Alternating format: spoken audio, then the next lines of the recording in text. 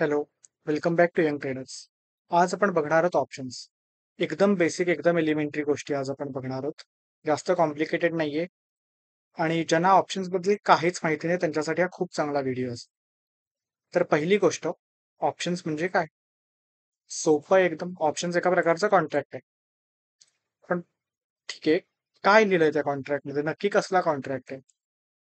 त्या कॉन्ट्रॅक्टमध्ये असं लिहिलंय की मी मिहीर. मिहीर म्हणजे कोण? जो आत्ता ऑप्शन विकतोय तो. ठीक आहे. मी काय करतोय? मिस्टर मिटन्स खूप क्यूट कॅट आहे. त्या मिस्टर मिटन्सला मी कसला तरी अधिकार देतोय, राईट देतोय. पण कसला अधिकार देतोय? माझ्याकडनं कुठचं तरी ऍसेट बाय करायचं किंवा मला कुठचं तरी ऍसेट सेल करायचं. म्हणजेच काय, मला कुठची तरी गोष्ट विकायचा किंवा माझ्याकडनं कुठची तरी गोष्ट विकत घ्यायचं. ह्या केसमध्ये ऍसेट त्यातला अंडरलाईंग ऍसेट पण म्हणतात. काय असतं? स्टॉक्स असू शकतात, इंडायसेस असू शकतात. स्टॉक्स म्हणजे रिलायन्स, इन्फोसिस, टीसीएस. इंडायसेस म्हणजे Sensex, Nifty 50, bank Nifty, fin Nifty even. नंतर काय, कमोडिटीज, गोल्ड, सिल्वर हे असू शकतं, क्रूड ऑइल. फोरेक्स असू शकतं, INR, USD, USD INR किंवा अजून काही. कुठचंही ऍसेट असू शकतं. तर आता ऍसेट बाय करतोय, सेल करतोय, काहीही असेल. किती रुपयाला बाय करतोय? या केसमध्ये आपण अज्युम करू की 1000 रुपयाला बाय करतोय. कधी बाय करतोय? 25 मे पर्यंत किंवा 25 मेच्या आत. ठीक आहे, 25 मेला किंवा 25 मेच्या आधी तो माझ्याकडनं, मिस्टर मिटन्स माझ्याकडनं ऍसेट बाय करेल किंवा मला ऍसेट सेल करेल. आता ह्या दोन्ही गोष्टी एका कॉन्ट्रॅक्टमध्ये नाहीयेत. ह्या दोन सेपरेट कॉन्ट्रॅक्ट आहेत. ठीक आहे, बायचं सेपरेट आणि सेलचं सेपरेट कॉन्ट्रॅक्ट. पण आता हा त्याला मी अधिकार देतोय, तर त्याला अधिकार देण्याच्या बदल्यात मला काहीतरी मिळायला पाहिजे. तर आम्ही डिसाईड करतो की मला 10 रुपये मिळतील अधिकार देण्याच्या बदल्यात. तर हाच अधिकार मी मिस्टर विटन्सला विकण्यासाठी तो मला 10 रुपये देतोय. कधी देणार? मी ज्या कॉन्ट्रॅक्ट साईन केलाय, तो ज्या कॉन्ट्रॅक्ट साईन करेल तेव्हा. ज्या क्षणी या मांजराने इथे पायाचा शिक्का दिला ना स्वतःच्या, तेव्हा मी त्याच्याकडनं 10 रुपये घेतले. आता तो 25 मेला येऊन म्हणू शकतो की मला हे ऍसेट विकायचे किंवा विकत घ्यायचे, डिपेंडिंग अपॉन की त्याने कुठचं कॉन्ट्रॅक्ट साईन. पण आता हे कॉन्ट्रॅक्ट असं युजली प्रेझेंट नाही ना करणार. खूप कॉम्प्लिकेटेड होतील, हसायला येईल लोकांना. प्रत्येक गोष्टीचे इथे नाव आहे. पहिल्यांदा, जे बाय ऍसेट, जेव्हा त्यांनी बायचं कॉन्ट्रॅक्ट केलं त्याला म्हटलं जातं कॉल ऑप्शन. जर का त्याने सेलचं कॉन्ट्रॅक्ट तयार केलं तर त्याला म्हटलं जातं पुट ऑप्शन. जे 1000 रुपये, त्यातला टेक्निकल नाव आहे स्ट्राईक प्राइस. 1000 रुपयाला बाय करतोय, ज्या प्राइसला बाय करतोय ते स्ट्राईक प्राइस.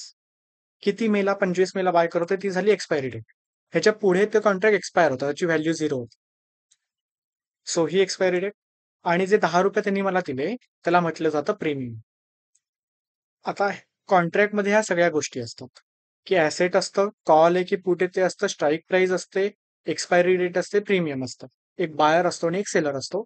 हे मिळून बनतं एक पूर्ण कॉन्ट्रॅक्ट, त्याला आपण ऑप्शन म्हणतो. बाईंगचं कॉन्ट्रॅक्ट वन्स अगेन मी सांगतोय, कॉल ऑप्शन. सेलिंगचं कॉन्ट्रॅक्ट पुट ऑप्शन. तर आता थोडं ओरिजिनल, थोडं बेटर बघूया, फक्त बायचं किंवा फक्त सेलचं कसं बनेल. परत कॉन्ट्रॅक्टची सुरुवात, मी मिहीर. किती? 15 एप्रिलला. काय करतोय? वैष्णवी माझी बिझनेस पार्टनर आहे, तिला मी काहीतरी अधिकार देतोय. कसला अधिकार देतोय? माझ्याकडनं एक रिलायन्सचा स्टॉक बाय करायचा अधिकार देतोय. कितीला? 1200 रुपयाला. कधी? 25 मे पर्यंत किंवा 25 मेला. आणि त्या बदल्यात ती मला 10 रुपये देणार. ठीक आहे, आता त्यात सेलर झालो मी, बायर झाली वैष्णवी. आता हेच थोडं छोट्या फॉर्मॅटमध्ये आपण लिहूया. रिलायन्स काय आहे? रिलायन्सचं अंडरलाईंग ऍसेट होतं. मग असे पण ऍसेट म्हणालो ते रिलायन्स आहे. सो ऑप्शन मध्ये मी काय लिहिणार? क्या ह्याला स्क्रिप्ट म्हणतात. आता स्क्रिप्ट मध्ये काय लिहिणार? रिलायन्स. नेक्स्ट, कितीला बाय करणार आहे किंवा कितीला सेल करणार आहे? 1200 रुपयाला. आता बाय करणारे की सेल करणारे? बाय करणारे. सीई म्हणजे कॉल युरोपियन, कॉलला बाय करणार. सॉरी, कॉलला बाय करणारे नाही, कॉल म्हणजे बाय करणारे. समजा इथे सेल करणारे असतं तर तिथे पीई आलं असतं. कधी करणार? 25 मेला, त्याला म्हणतात एक्सपायर. झालं. खूप शॉर्ट फॉर्मॅटमध्ये लिहिता आलं. Reliance 1200, call 25. हे सगळं कॉन्ट्रॅक्ट त्यात एका ओळीत बसलं. आता जेव्हा आपण बाय करू, डीमॅट अकाउंटवरती ऑप्शन सर्च करू, तेव्हा आपल्याला ते ह्या स्क्रिप्टच्या फॉर्मॅटमध्ये दिसेल. ते निफ्टी 2500 कॉल 24 एप्रिल काहीतरी काहीतरी असं असेल. ह्याला म्हणतात स्क्रिप्ट. प्रत्येक कॉन्ट्रॅक्टचं युनिक स्क्रिप्ट बनतं. प्रत्येक स्ट्राईक प्राईसचं युनिक स्क्रिप्ट बनतं. आता हेच झालं. नेक्स्ट आहे ते पुटचं, राईट? पुट म्हणजे काय? ती मला सेल करणार आहे. कॉन्ट्रॅक्ट कसं झालं? मी ॲग्री करतो. वैष्णवी भदाने ला राईट्स देतो की तिच्याकडनं मी एक रिलायन्सचा स्टॉक विकत घेईन, राईट? ती मला एक रिलायन्सचा स्टॉक विकेल कितीला? 1200 रुपयाला. कधी? 25 मे पर्यंत. हे कॉन्ट्रॅक्ट काय झालं? तर रिलायन्स 1200 पीई एवढा एकच फरक झाला. बाय आणि सेल कॉन्ट्रॅक्टमध्ये सेम स्ट्राईकचा हा एकच डिफरन्स. सीई म्हणजे कॉल, पीई म्हणजे पुट. तर हे दोन कॉन्ट्रॅक्ट वरती लक्षात ठेवा. हे आपण बघूया की 25 एप्रिल मेला काय झालं. तर 25 मे आला. रिलायन्स जे आधी कुठे होतं ह्यानी फरक नाही पडत, पण त्या दिवशी रिलायन्स गेलं 1300. तर आपली दोन कॉन्ट्रॅक्ट परत. एक कॉन्ट्रॅक्ट होता 1200चा कॉल, दुसरा होता 1200चा पुट. कॉल म्हणजे काय? ती माझ्याकडनं विकत घेणार होती. 1200चा पुट म्हणजे काय? ती मला विकणार होती. आता काय होईल? पहिल्यांदा होईल की आता हे कॅल्क्युलेशन कसं आलं, राईट? 1300 आत्ताची करंट प्राइस आहे. म्हणजे जर का मला रिलायन्स विकायचा असेल तर मी 1300ला विकू शकतो. आता ही वैष्णवी माझ्याकडनं विकत घेते म्हणून कॉल कॉन्ट्रॅक्ट आहे. शी बाईज फ्रॉम मी म्हणून सी. मी मार्केटमध्ये गोष्ट 1300ला विकू शकतो, पण मला कॉन्ट्रॅक्टमुळे ती गोष्ट वैष्णवीला 1200ला विकायला लागली, राईट? किंवा दुसऱ्या शब्दात वैष्णवीला ती गोष्ट 1200 रुपयात मिळाली, जिची किंमत आता 1300 रुपये आहे. म्हणजे काय? तिचं 100 रुपये प्रॉफिट झालं. पण 100 रुपये प्रॉफिट नाही झालं. का? कारण तिने मला आधी 10 रुपये दिले होते. आठवतंय? प्रीमियम प्राइस तिने मला 10 रुपये दिलेली कॉन्ट्रॅक्ट बाय करायचा अधिकार विकत घेताना. तिथलं 100 नाही 90 रुपये प्रॉफिट झाला. ठीक आहे, वैष्णवी खुश आहे. दुसऱ्या केसमध्ये काय होईल? उलट होणार असं तुम्हाला वाटेल, करेक्ट? की पुट आहे म्हणजे काय? सेल करेल वैष्णवी.